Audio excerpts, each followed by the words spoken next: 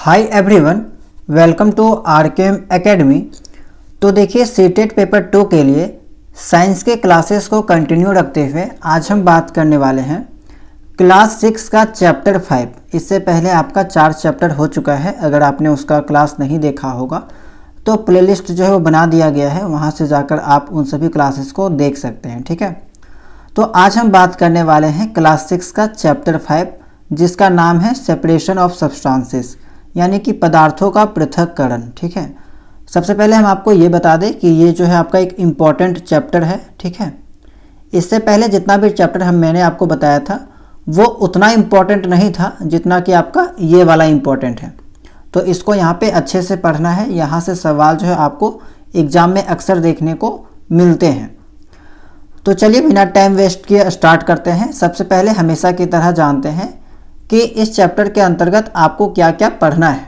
ठीक है, तो सबसे पहले जानेंगे कि सेपरेशन क्या होता है, पृथक्करण क्या होता है, प्योर एंड इम्प्योर सब्सटेंसेस क्या होता है, शुद्ध और अशुद्ध पदार्थ क्या होता है, मिश्रण क्या होता है, मिश्रण के जो कंपोनेंट्स हैं उसको अलग कैसे किया जाता है, और यहाँ पे इसके जो है लगभग 10 मेथड के बारे में बात करेंगे। ठीक है, और इसी मेथड वाले टॉपिक से जो है वो एग्जाम में सवाल देखने को मिलता है।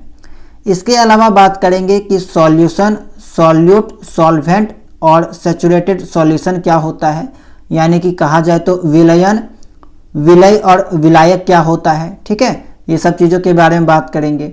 Effect of temperature on saturated solution, यानी कि सैचुरेटेड सॉल्यूशन में तापमान का क्या प्रभाव पड़ता है, इसके बारे में भी बात करेंगे। ठीक है, तो वन बाय वन सभी चीज़ों के बारे में यहाँ पे डिस्कस करते हुए चलते हैं। तो देखिए सबसे पहले तो आप समझ लीजिए कि सेपरेशन किसको कहते हैं। तो देखिए सेपरेशन जो वर्ड है वो किससे बना है, सेपरेट करना, यानी कि अलग करना, पृथक करना। ठीक है, नाम से ही स्पष्ट है, यानी कि सेपरेशन मतलब कि सेपरेट करना, पृथक्करण कहने का मतलब है पृथक करना। ठीक है, तो किसी मिश्रण से एक या अधिक पदार्थों को अलग करने की प्रक्रिया को पृथक्करण कहते हैं, यानी कि कोई सब्सटेंस है। ठीक है, इसमें अब दो चीज़ों का अगर मिश्रण है ये चीज़, तो दोनों चीज़ों को अलग अलग करने का जो प्रोसेस है उसी को हम लोग क्या कहेंगे, पृथक्करण कहेंगे या सेपरेशन कहेंगे। जैसे कि मान लीजिए चावल से कंकड़ चुनना। चावल है, ठीक है, चावल में कंकड़ मिल गया है, मिक्स हो चुका है, तो वो क्या बन गया, आपका मिश्रण बन गया। ठीक है, अब इस मिश्रण में अगर हम कंकड़ अलग करेंगे तो वो क्या है, इसका पृथक्करण कहलाना हो जाएगा, इसका सेपरेशन करना हो जाएगा। दूध से मक्खन निकालना, ये भी आपका सेपरेशन का एग्जाम्पल है। तो बहुत ही छोटा सा डिफिनेशन है कि मिश्रण से जो है वो उसके कंपोनेंट्स को अलग करने का जो प्रोसेस है उसी को सेपरेशन के नाम से जानते हैं। और आप लोग अभी जिस लेवल में हैं, ठीक है, ग्रेजुएशन करके आप बीएड करने वाले हैं या कर चुके होंगे, ठीक है, करने जा रहे होंगे, तो इतना तो आप में दिमाग होगा कि सेपरेशन का मतलब आपको समझ में आ गया होगा, क्योंकि ये आपका 6ठा क्लास का टॉपिक है और पहले भी आपने इस टॉपिक को पढ़ रखा है। ठीक है, तो यहाँ पे कोई भी हेवी वाला चीज़ नहीं है कि आपको समझ में नहीं आएगा। तो देखिए आगे है, why do we need to separate substances. ठीक है, हमें पदार्थों को अलग करने की आवश्यकता क्यों है। जाहिर सी बात है कि अगर हम लोग पदार्थ के कंपोनेंट्स को अलग करेंगे तो इसके पीछे कुछ तो मकसद होना चाहिए ना, इसका इंपॉर्टेंस क्यों है, आवश्यकता क्यों है। ठीक है, नीड क्यों है हमें। तो देखिए इससे क्या होता है कि हम लोग दो उपयोगी अवयव प्राप्त करने के लिए, ठीक है, यानी कि कहने का मतलब है to obtain two useful components. अब यहाँ पे इस चावल वाले एग्जाम्पल से समझिए कि मान लीजिए चावल आपने लाया दुकान से, ठीक है, मान लीजिए उसमें कि कंकड़ है। अब कंकड़ है तो आपको तो चावल बना के खाना है ना, तो उस कंकड़ को तो चून के हटाइएगा तभी खा सकते हैं, नहीं तो फिर खाने में आ जाएगा और आपको परेशान करेगा। ठीक है, जब खाना खाइएगा तो दांत वगैरह में आएगा, दांत टूट सकता है, आपका नुकसान होगा। तो ये भी एक तरह से प्रॉफिट है, फायदा है। तो इसलिए आवश्यक है कि हम लोग यहाँ पे मिश्रण को अलग करेंगे। इसके अलावा जो इम्प्योरिटीज है, टू रिमूव इम्प्योरिटीज ऑफ और हार्मफुल सब्सटेंसेस। ठीक है, यानी कि मिश्रण में जो भी इम्प्योरिटीज है उसको हटाया जा सके। जैसे कि चावल कंकड़ के केस में क्या था, ये जो कंकड़ था वो एक तरह से इम्प्योरिटीज था, हार्मफुल सब्सटेंस था, तो इसको हटाने के लिए। ठीक है, to group substances of different sizes. अब इससे क्या हुआ कि दोनों सब्सटेंस को हम अलग अलग कर सकते हैं। चावल भी एक तरफ हो गया, एक साइज वाला चीज़ एक तरफ, और कंकर जो है वो एक साइज वाला चीज़ एक तरफ, तो ये भी हम लोग कह सकते हैं। तो बहुत सारा चीज़ जो है यहाँ पे हम कह सकते हैं कि फ़ायदा होता है, प्रॉफिट होता है चीज़ों को सेपरेट करने के लिए, ठीक है। और कभी कभी हमें आवश्यक हो जाता है चीज़ों को सेपरेट करना, ताकि हम उसका जो है वो सही से उपयोग कर सकें। और जैसे कि आप चावल से कंकर चुनने वाला प्रोसेस में देख सकते हैं, दाल से कंकर चुनना, ठीक है, दूध से मक्खन निकालना, तो ये सब कुछ इंपॉर्टेंट चीज़ें हैं और इनका सेपरेशन करना जो है वो आवश्यक हो जाता है। अब देखिए प्योर एंड इम्प्योर सब्सटेंसेस को समझिए कि क्या होता है। तो प्योर सब्सटेंस क्या होता है? ऐसा सब्सटेंस जो केवल एक प्रकार के कण से बने होते हैं, केवल वन काइंड ऑफ पार्टिकल से बने होते हैं, जैसे कि शुद्ध वाटर, ठीक है। इम्प्योर सब्सटेंस क्या होता है? एक से अधिक प्रकार के कणों से बने होते हैं, जैसे कि चावल में कंकड़ मिले होना, तो ये आपका क्या हो गया? इम्प्योर सब्सटेंस हो गया, ठीक है। नेक्स्ट है आपका मिश्रण। मिश्रण के बारे में भी आपको पता होगा कि मिश्रण क्या होता है? दो या दो से अधिक पदार्थों का ऐसा संयोजन है जिसमें प्रत्येक पदार्थ अपनी स्वयं की विशेषताएं बने रखता है, ठीक है। मिश्रण कहने का मतलब कि दो या दो से अधिक पदार्थों का समूह, ठीक है। जैसे कि चावल और कंकड़, ये दोनों को मिला दिया तो ये मिश्रण बन गया, ठीक है।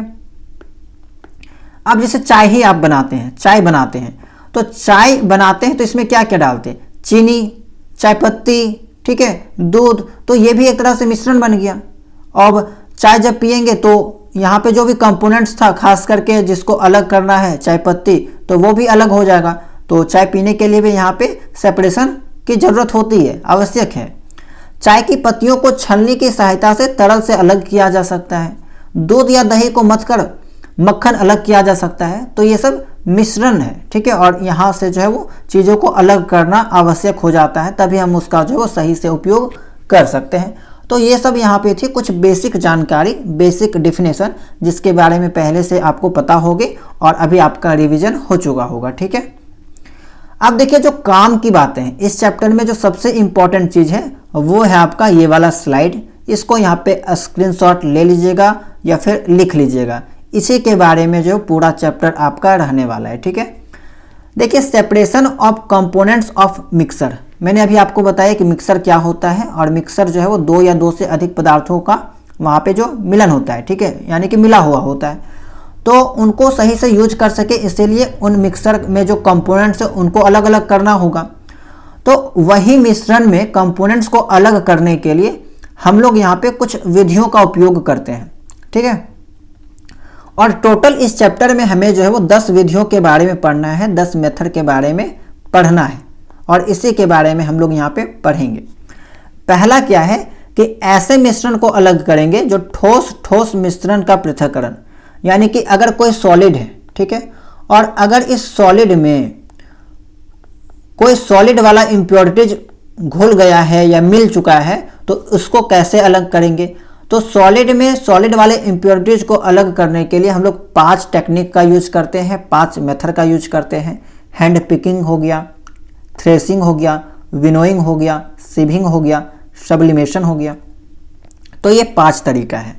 इसके अलावा अगर कोई लिक्विड है और उसमें कोई सॉलिड घुल गया है, सॉलिड मिल गया है, तो उसको कैसे अलग करेंगे। तो 2 तरीका है, इवापोरेशन है, क्रिस्टलाइजेशन है, ठीक है। इसके अलावा कोई ऐसा लिक्विड है जिसमें सॉलिड जो है नहीं घुला है, ठीक है, solid that do not dissolve in liquids. ऐसा लिक्विड जिसमें कोई सॉलिड अगर डुबा दिया जाए और वो अगर उसमें अच्छे से घुला नहीं है तो फिर उसको कैसे अलग करेंगे। तो उसको भी अलग करने के लिए यहाँ पे 3 प्रोसेस है, फिल्ट्रेशन हो गया, सेडिमेंटेशन हो गया, डिकेंटेशन हो गया। आगे हम जो है वो इसके बारे में डिटेल में बात करेंगे और एग्जाम्पल भी आपको बताएंगे, ताकि आपको जो है सभी चीज़ें अच्छे से समझ में आ जाए, ठीक है। चलिए जानते हैं अब पहला तरीका के बारे में, जिसमें अगर एक सॉलिड में कोई दूसरा सॉलिड मिल गया है तो उसको कैसे अलग करेंगे। तो पहला क्या मेथड है? हैंड पिकिंग, ठीक है, हाथों से चुनना।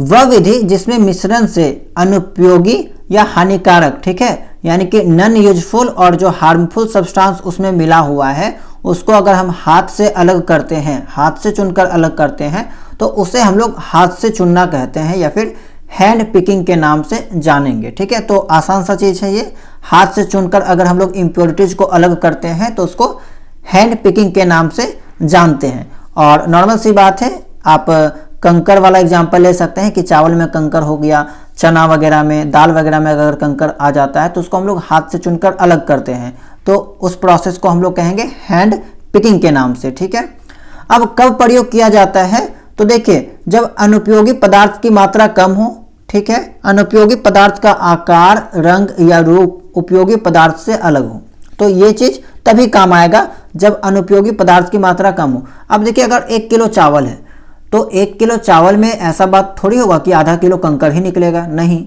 चावल की मात्रा यहाँ पे जाहिर सी बात है 99% होगा और कंकर का ज़्यादा से ज़्यादा 1% हो सकता है या फिर इससे भी कम हो सकता है, तो इस केस में ये काम आएगा। ठीक है, अनुपयोगी पदार्थ का आकार, रंग या रूप उपयोगी पदार्थ से अलग होना चाहिए। यानी कि आप देखते हैं कि कंकर और चावल, ठीक है, कंकर और चावल दोनों का यहाँ पे जो शेप भी अलग होता है, रूप भी अलग होता है, रंग भी अलग होता है, तभी तो इसको हम लोग देख के अलग अलग चुन सकते हैं, हटा सकते हैं। तो अगर ये सब चीज़ें फॉलो हो रहा है तभी हम लोग यहाँ पे हाथ से चुनने वाला प्रोसेस अपनाते हैं। ठीक है,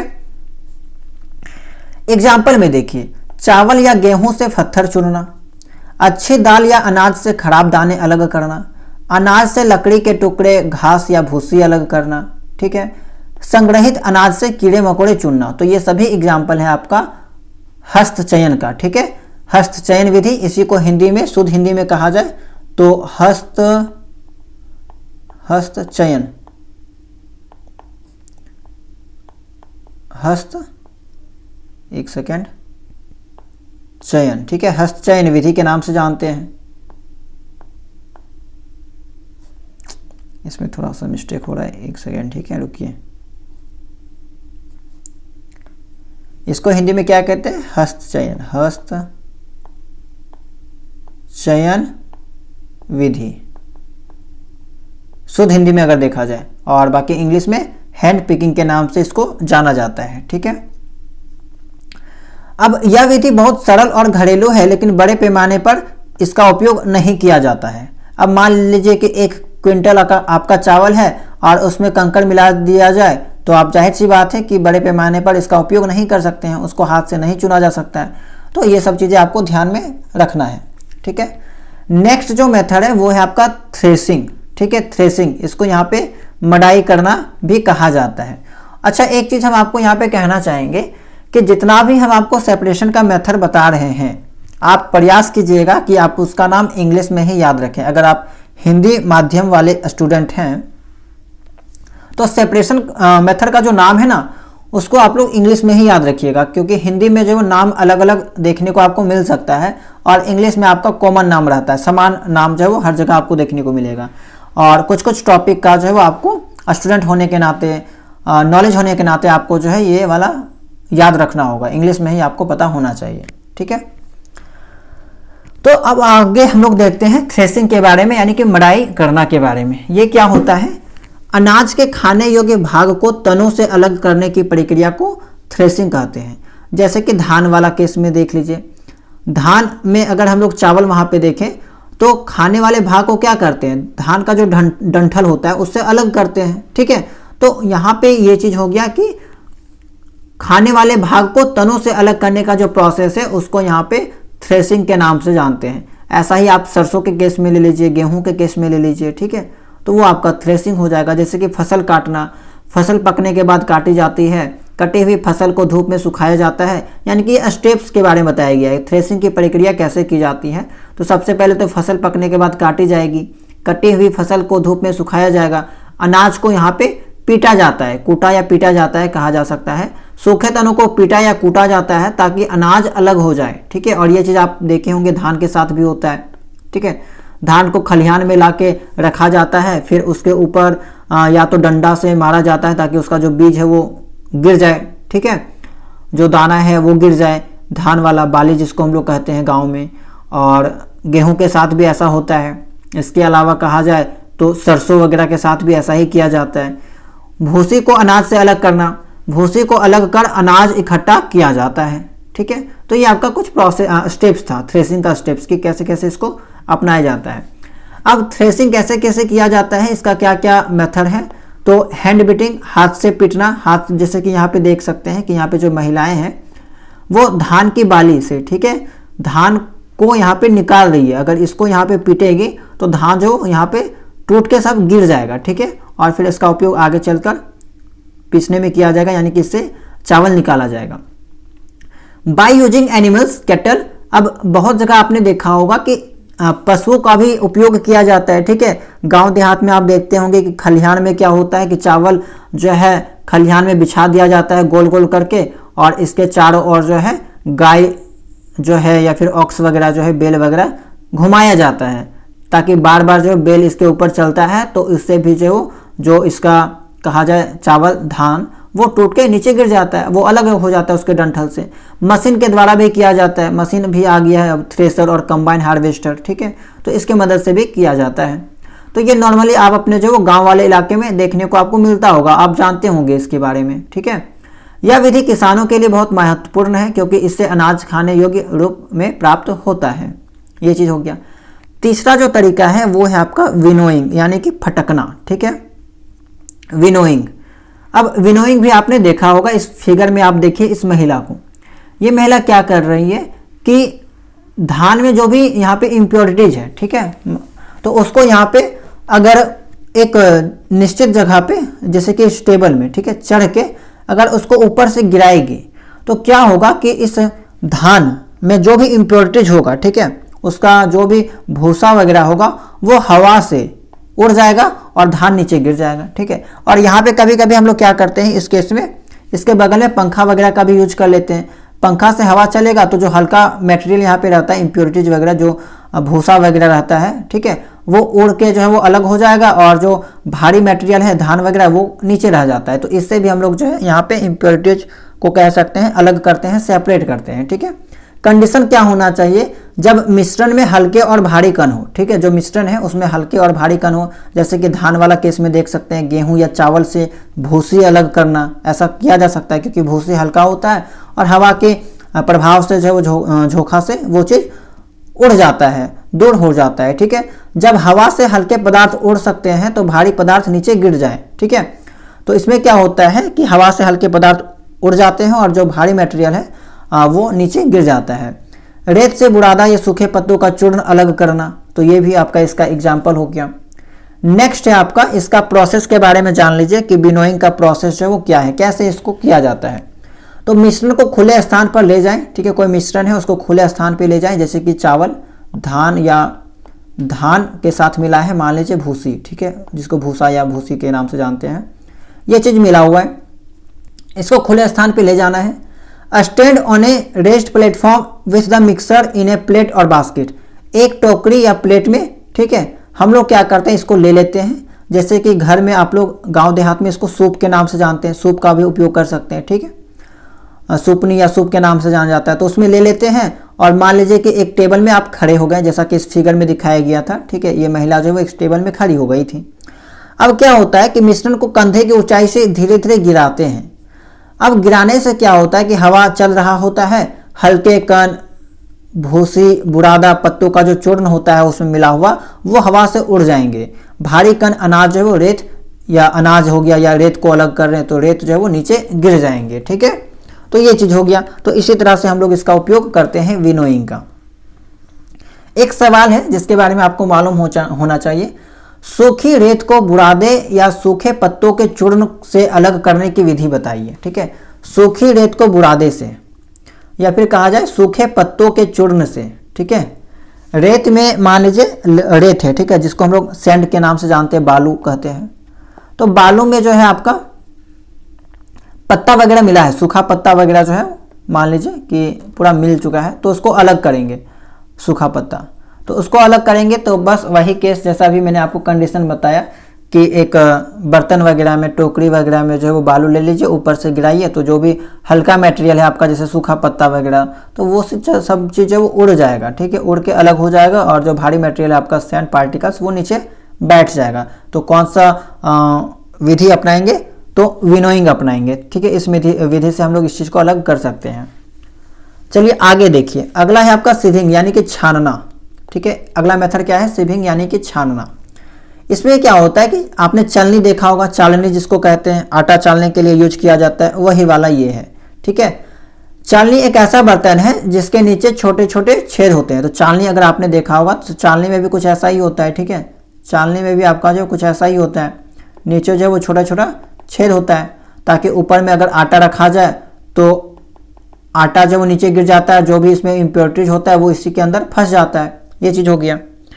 तो चालनी एक ऐसा बर्तन है जिसके नीचे छोटे छोटे छेद होते हैं। सीविंग छानना वह विधि है जिसमें मिश्रण को अलग अलग आकारों के कणों को उनके आकार के आधार पर अलग किया जाता है। ठीक है, तो यहाँ पे बेसिकली हो क्या रहा है कि जो मिश्रण है, ठीक है, उसको हम लोग उसके आकार के आधार पे अलग कर रहे हैं। जैसे कि आटा में अगर कोई कंकड़ पत्थर वगैरह मिला हुआ है तो वो ऊपर में रह जाता है और आटा नीचे गिर जाता है। आटा बहुत महीन होता है, बहुत ही छोटा उसका साइज होता है, और कंकड़ का बड़ा होता है, इसी कारण वो फंस जाता है। सेम आपने देखा होगा कि घर का जब प्लास्टर वगैरह होता है तो उसमें जो सैंड होता है उसको भी चाला जाता है। ठीक है, जैसे कि बालू जो आता है उसमें बहुत सारा बड़ा बड़ा कंकड़ वगैरह रहता है तो उसको चाला जाता है। तो वहाँ पे भी हम इसका यूज कर सकते हैं कि महीन जो बालू होता है, बहुत फाइन पार्टिकल्स, वो नीचे गिर जाता है और जो भी उसमें कंकड़ पत्थर रहते हैं वो इसमें छना जाता है। ठीक है, इसमें जो है जो भी चालनी रहता है उसमें छना जाता है। तो वो आपका कौन सा मेथड है? सिविंग मेथड। आटे से चोकर अलग करना, रेत से कंकड़ अलग करना, निर्माण कार्य में रेत से कंकड़ पत्थर अलग करना, तो ये सब एग्जाम्पल है आपका सिविंग का, यानी कि छानना का। ठीक है, इतना समझ में आ गया होगा, उम्मीद करते हैं हम आप। प्रोसेस क्या है? तो सिंपल से प्रोसेस है, मिश्रण को चलनी पर डाला जाता है, चलनी को धीरे धीरे हिलाया जाता है, छोटे कण छेदों से निकल जाते हैं, बड़े कण चलनी पर रह जाते हैं। ठीक है, बड़े कण जो है आपका चोकर या कंकड़ वगैरह जो है इम्प्योरिटीज पार्टिकल्स, वो आपका चलनी पर रह जाएगा, फिर उसको साइड आप फेंक दीजिए। नेक्स्ट है आपका सब्लिमेशन, ऊर्ध्वपातन। इंपॉर्टेंट है, इसको ध्यान में रखिएगा, याद रखिएगा। सब्लिमेशन क्या है? तो sublimation is the process in which A solid directly changes into gas without becoming liquid. ठीक है, तो इसमें क्या होता है कि सॉलिड, ठीक है, जैसे मान लीजिए एक सॉलिड है, अब अगर इसमें आग लगाया जाए, जलाया जाए, तो इसको कायदे से तो लिक्विड में बदलना चाहिए। ठीक है, फिर लिक्विड में बदलने के बाद इसको गैस में बदलना चाहिए। लेकिन सब्लिमेशन जो प्रक्रिया है इसमें क्या होता है कि सॉलिड से ये डायरेक्टली गैस में बदल जाता है, लिक्विड में बदलता नहीं है, ये सॉलिड से डायरेक्ट गैस में बदल जाएगा। जैसे कि आप कपूर जलाए होंगे, कपूर, कैम्फर, ठीक है, कपूर, तो कपूर को जलाते हैं तो ये लिक्विड में नहीं बदलता, सॉलिड है, सॉलिड से डायरेक्ट ये गैस में बदल जाता है। ठीक है, नेफ्थलीन बोल्स देखे होंगे, इसके साथ भी कुछ ऐसा ही कहानी है। कपड़े सुरक्षित रखने के लिए नेफ्थलीन की गोलियां कुछ समय बाद उड़ जाती है। ड्राई आइस, ठीक है, सॉलिड CO2 के बारे में बात करें तो सीधे गैस में बदल जाती है। तो ये सब्लिमेशन है। ठीक है, ऊर्ध्वीकरण वह प्रक्रिया है जिसमें कोई ठोस पदार्थ बिना तरल बने सीधे गैस में बदल जाता है। ये चीज हो गया। अब यहाँ पे इसका यूज क्या होगा? जैसे मान लीजिए कि कोई मिक्सर है, कोई मिश्रण है, ठीक है, कोई मिश्रण है। अब उसमें क्या है कि कैम्फर मिला हुआ है, कैम्फर है, और कैम्फर के साथ कोई चीज है, कोई पार्टिकल है। ठीक है, जैसे मान लीजिए इसमें मिला लीजिए, सैंड ही मिला लीजिए, कैम्फर प्लस सैंड है, एक मिश्रण है। अब इसको क्या करेंगे कि आग के समीप अगर लाएंगे तो कैम्फर क्या होगा, आग से ये डायरेक्ट धुआं बन के उड़ जाएगा, गैस बन के उड़ जाएगा, और हमारे पास क्या हो जाएगा, सैंड बच जाएगा। ठीक है, सैंड का उपयोग कर सकते हैं। तो ऐसा हो गया। तो यानी कि कहीं ना कहीं हम मिश्रण को अलग कर रहे हैं, कोई मिश्रण है उसको अलग करने का काम कर रहे हैं। तो बस मैंने एक एग्जांपल दिया समझाने के लिए। ठीक है, जब गैस सीधे ठोस में बदल जाती है तो इसे डिपोजिशन कहा जाता है। अच्छा, इसका विपरीत प्रक्रिया, ठीक है, इसको भी याद रखिएगा कि सब्लिमेशन में क्या था कि सॉलिड से डायरेक्ट गैस में जा रहा था, और अगर गैस से डायरेक्ट सॉलिड में चल जाएगा। ठीक है, एक ऐसा प्रोसेस जहाँ पे कोई सब्सटेंस गैस में है और गैस से वो डायरेक्ट सॉलिड में चल जाए तो उसको यहाँ पे डिपोजिशन के नाम से जानते हैं। ठीक है, सब्लिमेशन, डिपोजिशन। ठीक है, उसको भी सब्लिमेशन कहते हैं, और इसका जो सही नाम कहा जाए तो वो आपका डिपोजिशन है, डिपोजिशन। ठीक है, एक होता है सब्लिमेशन, उसका उल्टा डिपोजिशन। अब देखिए कुछ की पॉइंट्स है, इंपॉर्टेंट पॉइंट्स है जिसके बारे में आपको मालूम होना चाहिए। Sublimation separate sublimable solids. Sublimation जो है वो केवल सब्लिमिएबल सॉलिड्स को ही अलग कर सकती है, यानी कि वैसे सब्सटेंस जो जलने पर डायरेक्ट गैस में बदल जाए, जैसे कपूर हो गया, नेपथलीन हो गया, आयोडीन हो गया, ठीक है। It is useful in purification of solid, इसका उपयोग जो वो ठोसों के शुद्धिकरण में किया जाता है। ये चीज़ हो गया। सॉलिड से डायरेक्ट गैस में बदल जा रहा है तो ये सब्लिमेशन है। इस चार्ट को देखिएगा, अच्छे से समझिएगा, सॉलिड, गैस और लिक्विड। सॉलिड से अगर जो है यहाँ पे गैस में बदल जा रहा है तो उसको सब्लिमेशन के नाम से जानेंगे। गैस से अगर कोई चीज़ डायरेक्ट सॉलिड में बदल जा रहा है तो उसको डिपोजिशन के नाम से जानेंगे। गैस से कोई चीज़ लिक्विड में बदल रहा है तो उसको कंडेंसेशन के नाम से जानेंगे। लिक्विड से कोई चीज़ गैस में बदल रहा है तो उसको इवापोरेशन के नाम से जानेंगे। सॉलिड से कोई चीज़ लिक्विड में बदल रहा है तो उसको मेल्टिंग के नाम से जानेंगे। लिक्विड से कोई चीज़ सॉलिड में बदल रहा है तो उसको फ्रीजिंग के नाम से जानेंगे। तो इतना टर्म है आपका, 6 टर्म मैंने बताया, 6 के बारे में आपको याद होना चाहिए, ठीक है। सभी के बारे में आपको जो यहाँ पे पता होना चाहिए।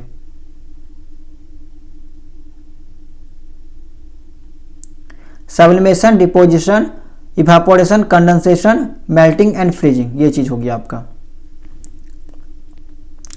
नेक्स्ट है आपका, देखिए, ठोस तरल मिश्रण का पृथक्करण। अब मान लीजिए कि कोई ठोस है, ठीक है, कोई सॉलिड है। अब ये जो सॉलिड है किसी लिक्विड में मिल गया है, घुल गया है, तो इसको कैसे अलग करेंगे? तो इसके लिए कुछ मेथड है, जैसे कि इवापोरेशन, वाष्पीकरण, ठीक है।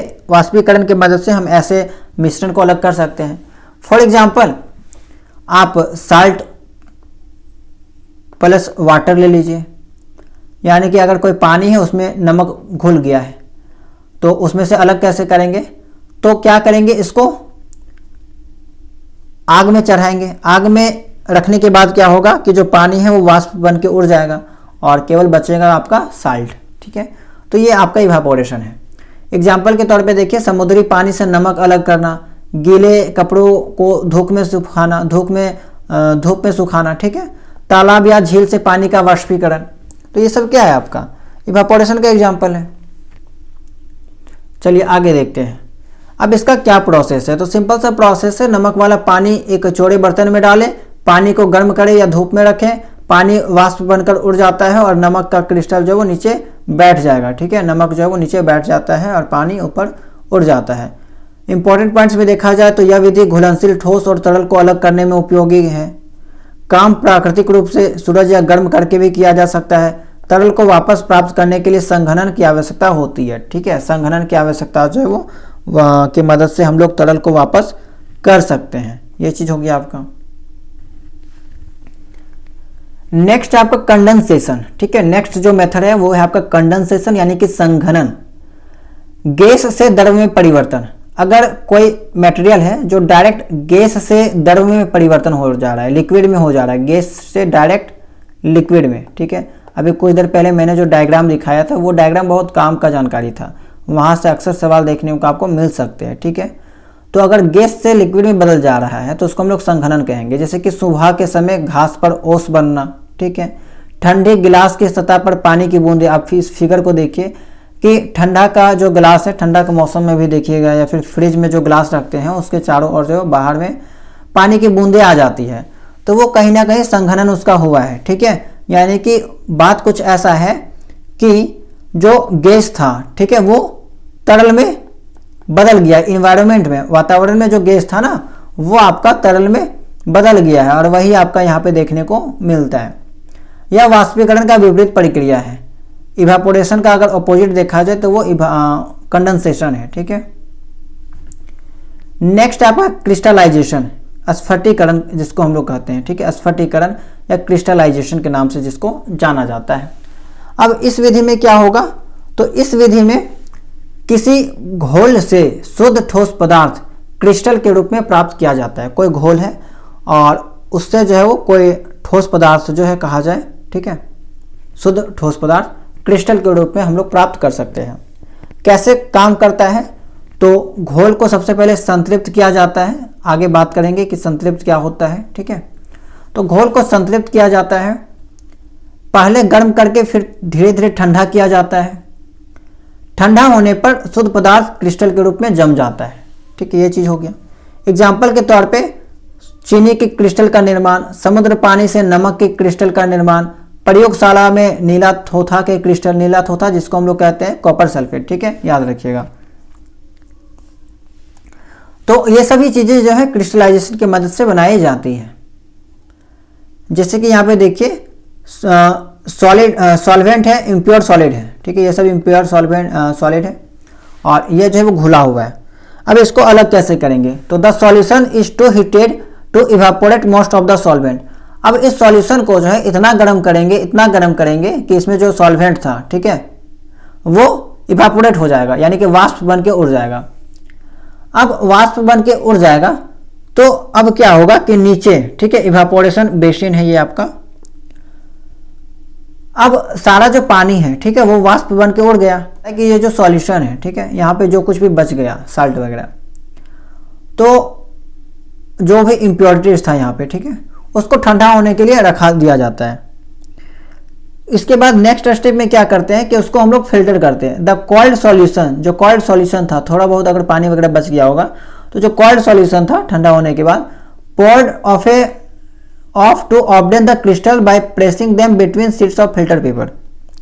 यानी कि अब इसको जो है एक फिल्टर पेपर में रखेंगे और उसको प्रेस करेंगे तो सारा जो यहाँ पे कहा जाए जो सॉल्यूशन है, ठीक है, कॉल्ड सॉल्यूशन, वो तो नीचे गिर जाएगा, ठीक है, वो बह जाएगा और केवल क्रिस्टल जो है वो आपका यहाँ पे बच जाएगा। तो एक सिंपल सा मेथड है कि कैसे हम लोग जो है यहाँ पे ठोस पदार्थ के रूप में जो क्रिस्टल को अलग करते हैं, ठीक है। चलिए आगे देखते हैं। नेक्स्ट जो तरीका है वो है solids that do not dissolve in liquid. अब कुछ ऐसे भी सॉलिड होते हैं जो लिक्विड में डूब जाते हैं लेकिन वो उनसे जो है वो मिलते नहीं है, ठीक है, मिक्स नहीं होते हैं। तो इसको कैसे अलग करेंगे? पहला तरीका है फिल्ट्रेशन, यानी कि निस्यंदन। फिल्ट्रेशन में आपने देखा होगा जैसे कि चाय और चायपत्ती, चाय लिक्विड है, चायपत्ती सॉलिड है, ठीक है। अब चायपत्ती क्या हुआ, चाय में घुल गया, इसको अलग करना है तो सेम तरीका अपनाएंगे। अलग करने के लिए क्या करेंगे कि छानेंगे, ठीक है, फिल्टर करेंगे, जैसे कि इस फिगर में दिखाई दे रहा है।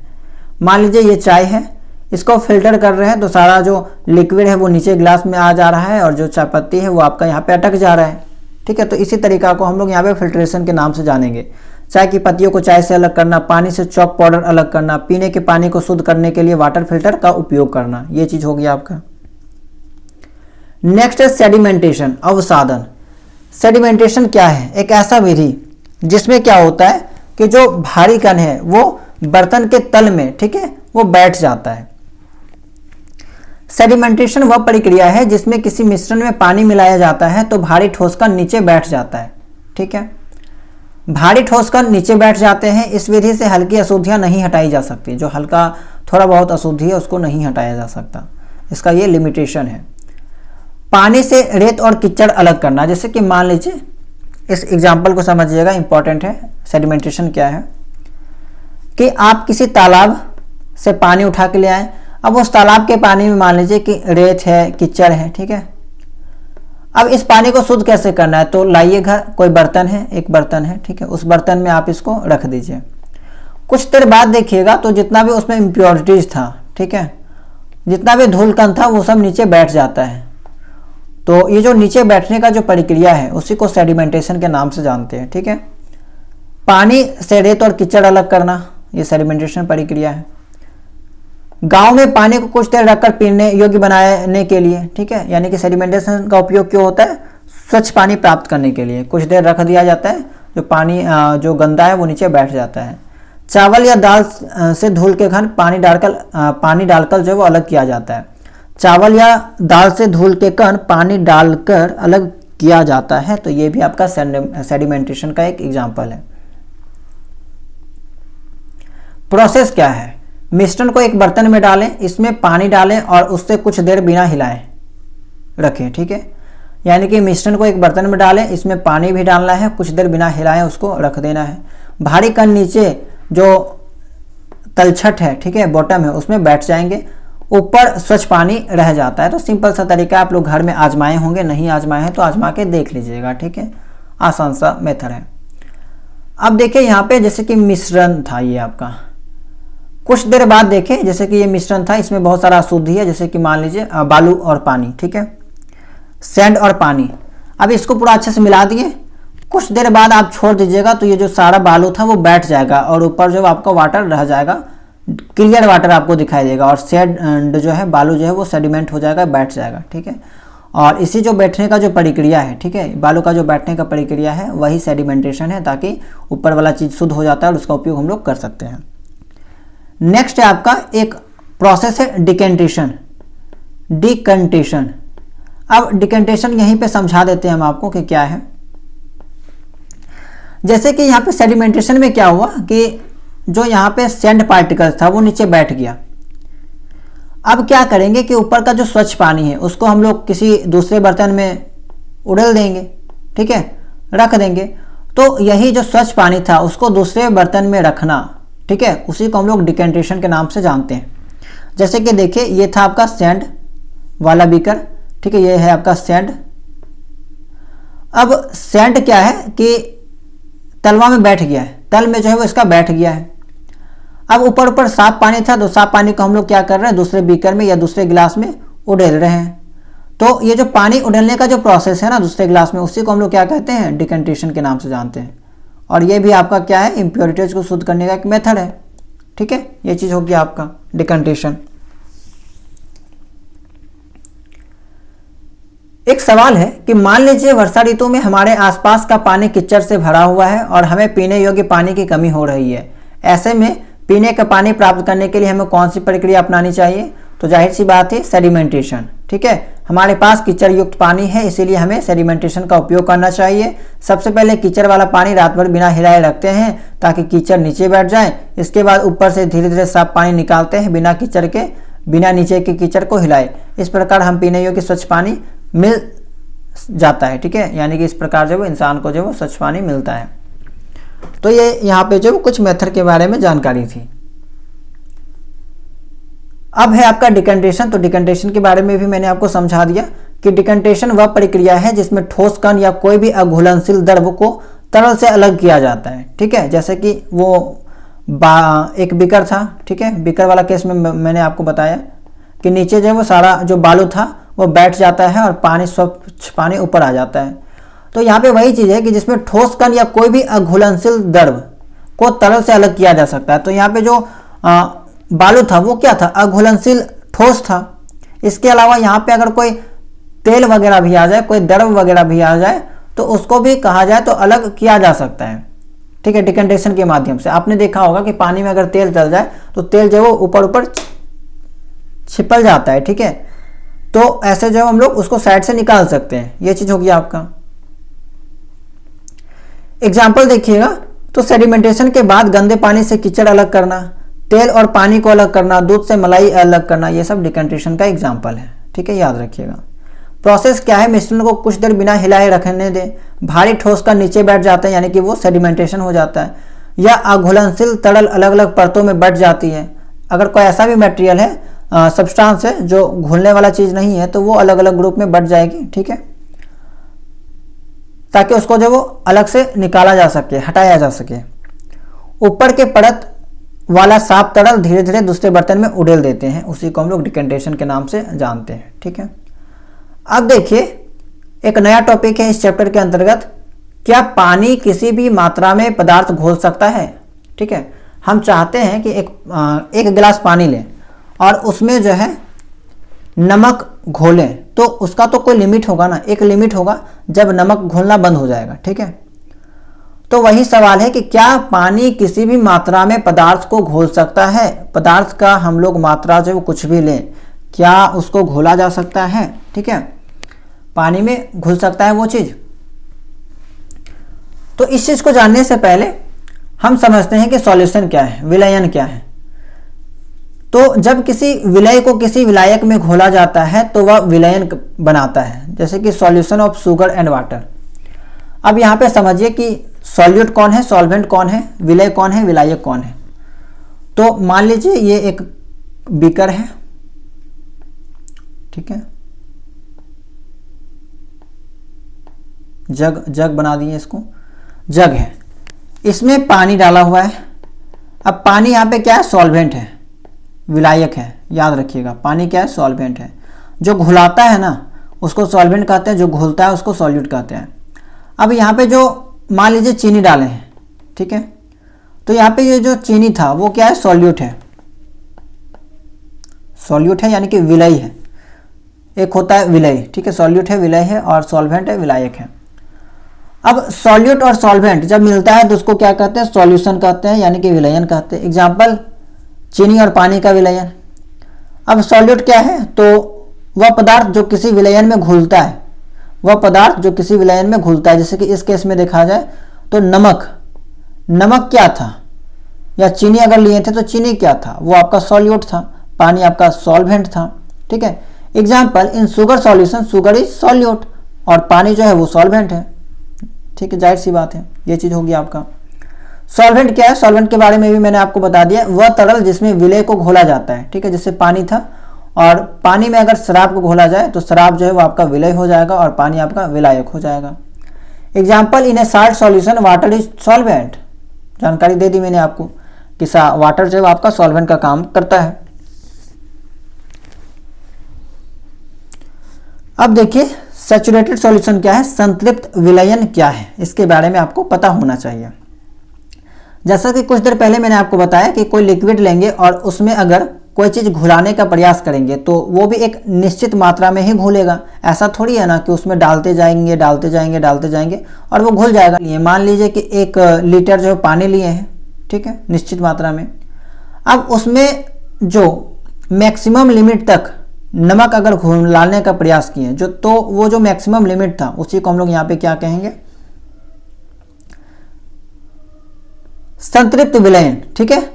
मतलब कि कहने का मतलब ये है कि जब किसी निश्चित मात्रा के विलायक में अधिक विलय नहीं घुल सकता तो उस सॉल्यूशन को हम लोग संतृप्त विलयन के नाम से जानते हैं, ठीक है, यानी कि जिसका लिमिट जो है वो क्रॉस हो चुका है।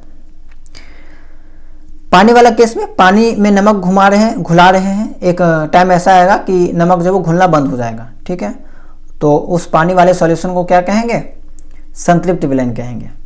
यदि हम पानी में लगातार नमक डालें तो एक समय ऐसा आएगा जब नमक घुलना बंद हो जाएगा, तब यह संतृप्त विलयन होगा, ठीक है।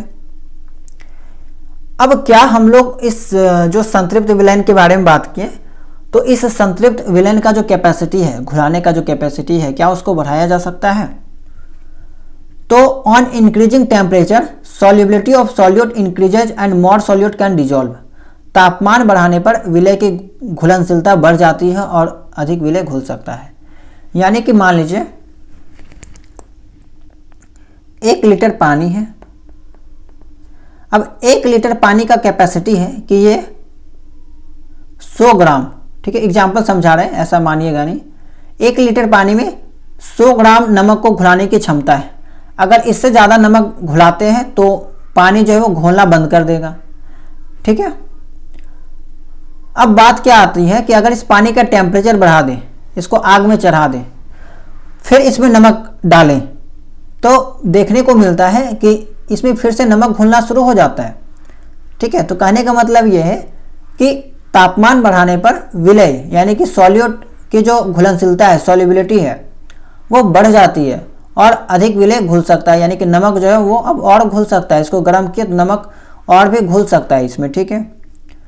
ठंडा करने पर अतिरिक्त विलय नीचे बर्तन में जम जाता है। अगर उस चीज़ को ठंडा कर दिया जाए तो फिर जो अतिरिक्त विलय है, अतिरिक्त जो सॉल्यूट है, वो आपका बर्तन में जम जाएगा। तो ये जानकारी थी आपका इस चैप्टर के माध्यम से, और एक इम्पॉर्टेंट चैप्टर था। तो उम्मीद करते हैं कि जितना भी बातें बताई गई होगी वो सभी चीज़ें आपको समझ में आई होगी। कोई भी सवाल आपका होगा तो आप लोग कमेंट सेक्शन में पूछ लीजिएगा, ठीक है, या फिर टेलीग्राम चैनल में पूछ सकते हैं। बाकी ये नोट्स हम आपको प्रोवाइड करा ही देते हैं, इस नोट्स को एक बार अच्छे से पढ़ लीजिएगा, आपका जितना भी डाउट है वो सभी चीज़ें क्लियर हो जाएगी, ठीक है। तो चलिए अब चलते हैं एमसीक्यू प्रश्न की तरफ। कुछ एमसीक्यू प्रश्नों को यहाँ पे हम सॉल्व कर लेते हैं ताकि आपको आइडिया लग सके कि किस टाइप का सवाल जो एग्जाम में पूछा जाता है, ठीक है। पहला सवाल है आपका, पदार्थों के पृथक्करण के संदर्भ में निम्नलिखित पर विचार कीजिए। तो इनमें से कौन सा जो है आपका सेपरेशन का एक टेक्निक है। विनोइंग के बारे में मैंने आपको बताया, डिकंट्रेशन के बारे में बताया, फिल्ट्रेशन के बारे में बताया। तो यानी कि तीनों आपका सही है, 1 2 3 तीनों सही है, ठीक है। नेक्स्ट है आपका, सेपरेशन मेथड्स के प्रयोग के संदर्भ में निम्नलिखित में से कौन सा स्टेटमेंट सही नहीं है। किसी मिक्सचर के पार्टिकल्स के साइज डिफरेंस का प्रयोग सीविंग और फिल्ट्रेशन में किया जाता है। ठीक है, रेत प्लस जल यानी कि सैंड प्लस वाटर के मिश्रण में सैंड के हेवी पार्टिकल्स नीचे बैठ जाते हैं और सेडिमेंटेशन की विधि द्वारा वाटर को उड़ेलकर अलग किया जाता है। तो ये बात हो गया, तो बिल्कुल सही बात कहा गया है। ठीक है, अच्छा सही नहीं है ये पूछा गया है ना। ठीक है, एक मिनट। लिक्विड और उसमें इंसॉल्युबल पार्टिकल्स को फिल्ट्रेशन द्वारा सेपरेट किया जा सकता है। लिक्विड और उसमें इंसॉल्युबल पार्टिकल्स बिल्कुल किया जा सकता है, जैसे चाय और चपाती के केस में मैंने देखा।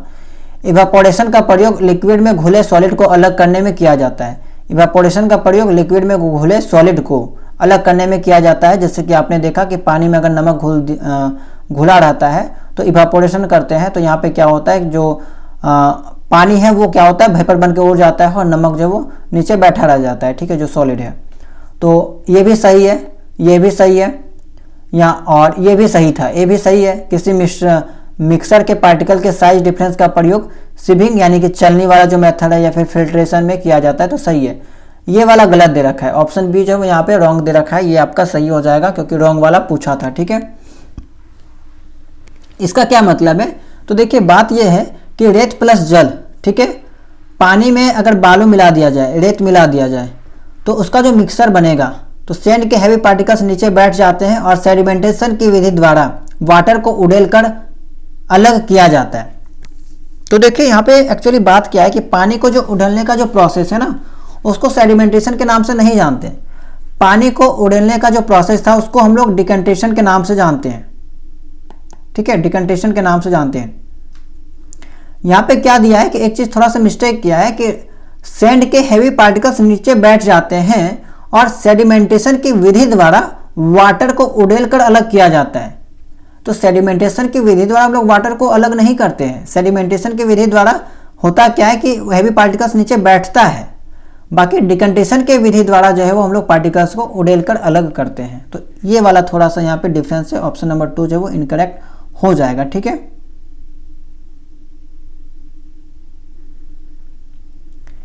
नेक्स्ट है आपका, जिस सॉल्यूशन में किसी सब्सटेंस को एक निश्चित सीमा के बाद और अधिक डिजोल्व न किया जा सके वह सॉल्यूशन कहलाता है। तो जिस सॉल्यूशन में किसी सब्सटेंस को एक निश्चित सीमा के बाद अधिक डिजोल्व न किया जा सके उसे हम लोग संतृप्त विलयन यानी कि सैचुरेटेड सॉल्यूशन के नाम से जानते हैं। अभी मैंने लास्ट वाले टॉपिक में बात किया था इसके बारे में। चलिए अगला सवाल देखते हैं। किसी सब्सटेंस के सॉल्यूशन को हीट करने से उसकी सॉल्युबिलिटी पर क्या इफेक्ट पड़ता है, तो बढ़ जाता है। ठीक है, और भी नमक जो वो घुलना शुरू हो जाएगा। निम्नलिखित में से कौन सा कथन फिल्ट्रेशन के बारे में सही है? या पानी से घुला हुआ नमक अलग कर सकता है? क्या फिल्टर करने से पानी में घुला हुआ नमक अलग हो सकता है? गलत बात है, नहीं हो सकता है। ये क्या होगा, इवापोरेशन से होगा। इवापोरेशन, वाष्पीकरण। ठीक है, ये इवापोरेशन से होगा। It is used to separate solids of different sizes. क्या फिल्ट्रेशन से हम लोग ऐसे सॉलिड्स को अलग कर सकते हैं जो कि अलग अलग साइज का है? तो बिल्कुल नहीं, इसको हम लोग चालनी वाला विधि से करते हैं। यह पदार्थों के क्वथनांक पर आधारित है, तो ये वाला बात भी गलत है। यह कोलाइडल कणों को तरल से अलग नहीं कर सकता, तो बिल्कुल सही बात है। फिल्ट्रेशन जो है वो कोलाइडल कणों को तरल से अलग नहीं कर सकता। ठीक है, ये बात आपका जो है कोलाइडल पार्टिकल्स क्या होता है, जैसे वही कि पानी में जो है वो मिट्टी वगैरह घुल गया है, ठीक है, सैंड वगैरह घुल गया है, तो वो एक तरह से कोलाइडल पार्टिकल्स होता है। तो आप सोचिए कि फिल्ट्रेशन से जो है हम लोग उस चीज को अलग नहीं कर सकते हैं। नेक्स्ट आपका, निम्नलिखित में से किन पदार्थों को सीविंग द्वारा अलग किया जा सकता है, यानी कि चालनी? तो साल्ट एंड शुगर नहीं किया जा सकता है। Sand and pebbles, sand and pebbles, तो बालू और जो उसमें कंकड़ है उसको अलग किया जा सकता है, किया जा सकता है। पानी और तेल को चलनी से अलग किया जा सकता है, नहीं। अल्कोहल एंड वाटर को भी अलग नहीं किया जा सकता है, तो ऑप्शन नंबर बी जो है यहाँ पे सही हो जाएगा। ठीक है, चलिए आगे देखते हैं। अगला सवाल है आपका, निम्नलिखित में से कौन से कथन सेडिमेंटेशन प्रक्रिया के बारे में हमेशा सही है? इसमें रासायनिक पदार्थों की आवश्यकता होती है, ऐसा तो कोई भी जानकारी मैंने आपको नहीं दिया था। हाँ, कभी कभी ऐसा होता है कि इसमें जो है वो चारकोल वगैरह मिला दिया जाता है, या फिर कहा जाए तो उसको ब्लीचिंग पाउडर आपने सुना होगा, तो उसको मिला देने से क्या होता है, जो इम्प्योरिटीज है वो जल्दी बैठ जाता है। ठीक है, ये चीज़ आपने सुना होगा। लेकिन ये जो सेंटेंस है वो आपका गलत है। इसमें रासायनिक पदार्थों की आवश्यकता होती है, तो जरूरी नहीं है कि आवश्यकता होती है, बाकी कहीं कहीं होती है, यानी कि ये आपका एक तरह से मैंडेटरी वाला चीज़ नहीं है, ठीक है। यह कणों के गुरुत्वाकर्षण द्वारा बैठने पर निर्भर करता है। जी हाँ, सेडिमेंटेशन में क्या होता है कि जो हैवी पार्टिकल्स है वो नीचे तल में बैठ जाता है, ठीक है। इसके अलावा तीसरा जो यहाँ पे स्टेटमेंट है, it is use to separate solids from liquid, तो सॉलिड से लिक्विड को अलग करने के लिए किया जाता है। तो ये बात भी सही है कि जैसे कि यहाँ पे क्या था कि वही मिट्टी वाला पानी था, तो मिट्टी नीचे बैठ जाता था, पानी ऊपर आ जाता था, मतलब ऊपर में साफ पानी रहता था, पानी को बाद में उड़ेल लिया जाता था, जिसको हम लोग डिकंटेशन के नाम से जानते थे। तो यहाँ पे वही चीज़ है कि it is use to separate solids from liquid. Solid जो पार्टिकल्स था, जो कंकड़ पत्थर थे नीचे बैठे हुए थे, वो सॉलिड्स था, पानी लिक्विड है, तो लिक्विड को अलग किया जा सकता है। तो ये भी सही है, ये भी सही है। ऑप्शन नंबर ए जो है यहाँ पे केवल गलत है, ठीक है। नेक्स्ट देखिए, यानी कि ऑप्शन नंबर यहाँ पे देखा जाए तो बी एंड सी आपका सही है, ऑप्शन नंबर सी। अगला सवाल है, हैंड पिकिंग में मिश्रण के घटकों को हाथ से अलग किया जाता है, सही बात है। थ्रेसिंग का प्रयोग बीजों को तनों से अलग करने के लिए किया जाता है, सही बात है। छनाई का प्रयोग कणों को उनके आकार के आधार पर अलग करने के लिए किया जाता है, सही बात है। सेडिमेंटेशन में पदार्थों को अलग करने के लिए रासायनिक अभिक्रियाएं होती हैं, ऐसा कोई भी बात नहीं है, रासायनिक अभिक्रियाएं जरूरी नहीं है, ठीक है। तो 8 का यहाँ पे 1 2 3 सही है, S4 गलत है। यानी कहने का मतलब है ऑप्शन नंबर ए जो है वो यहाँ पे सही हो जाएगा, ठीक है। नेक्स्ट है आपका हैंड पिकिंग है, सिविंग है, फिल्ट्रेशन है, इसको यहाँ पे मैच करना है, मिलान करना है। तो एक अगर देखा जाए तो ठोस को उनके आकार के आधार पर अलग करना नंगी आंख से दिखाई देने वाली अशुद्धियों को अलग करता है। तो ये चीज़ आपका हैंड पिकिंग से होता है। हैंड पिकिंग का यहाँ पे ए का 3 हो सकता है, बिल्कुल सही बात है, ए का यहाँ पे 3 हो सकता है।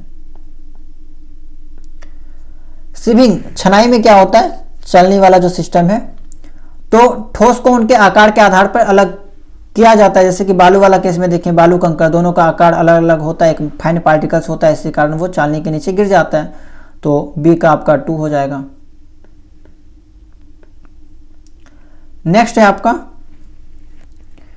फिल्ट्रेशन। तो फिल्ट्रेशन में जो बच गया तरल को ठोस से अलग करना, चाय चपाती वाला केस देख लीजिए। तो नो का 1 का जो है आपका सी का 1 हो जाएगा। तो ए का 3, बी का 2, सी का 1, ऑप्शन नंबर ए सही हो जाएगा, ठीक है। एसेसन रीजन का क्वेश्चन है आपका अभिकथन और कारण का। कहा गया है sedimentation is used when particles in a liquid settles at the bottom due to gravity, सही बात है, ठीक है। सेडिमेंटेशन का प्रयोग तब किया जाता है जब किसी द्रव के में उपस्थित कण ग्रेविटी के कारण नीचे बैठ जाते हैं। मिश्रण का भारी घटक नीचे बैठ जाता है, जिससे ऊपर का स्वच्छ तरल धीरे से उड़ेलकर अलग किया जा सकता है, ठीक है। मिश्रण का भारी घटक नीचे बैठ जाता है, जिससे ऊपर का स्वच्छ तरल धीरे से उड़ेलकर अलग किया जाता है। तो बताइए दोनों स्टेटमेंट के बारे में कि दोनों सही है या गलत है, ठीक है। तो देखिए बिल्कुल सही बात है, both A and R are true and R is the correct explanation of A. तो दोनों के बारे में मैंने आपको बताया था कि मिश्रण का भारी घटक नीचे बैठ जाता है, जिससे ऊपर का स्वच्छ तरल धीरे से उड़ेलकर यानी कि डिकंटेशन मेथड द्वारा अलग किया जा सकता है। तो बिल्कुल सही बात है। नेक्स्ट सवाल है आपका, और आज के इस क्लास का लास्ट सवाल है, इसका जवाब आपको कमेंट सेक्शन में देना है। सवाल है आपका, गांव में अक्सर देखा जाता है कि घर की महिलाएं अनाज से भूसी को अलग करती है, इस विधि को क्या कहते हैं? इसका जवाब आपको कमेंट सेक्शन में देना है, ठीक है। तो इस क्लास में इतना ही। उम्मीद करते हैं कि जितना भी जानकारी आपको दी गई है वो सभी चीज़ें समझ में आई होगी। अगर कोई ऐसा चीज़ बच गया होगा जो समझने में दिक्कत हुई होगी आज के इस क्लास में, तो इसका नोट्स जब हम आपको प्रोवाइड कराएंगे तो एक बार स्वयं भी उस चीज़ को पढ़ लीजिएगा, ठीक है। 2 से 3 बार पढ़िएगा तो सभी चीज़ें आपका जो क्लियर हो जाएगा। बाकी आप लोग कमेंट सेक्शन में भी अपना डाउट जो पूछ सकते हैं, ठीक है। तो इस वीडियो में इतना ही, मिलते हैं हम लोग नेक्स्ट वीडियो में किसी नए चैप्टर के साथ।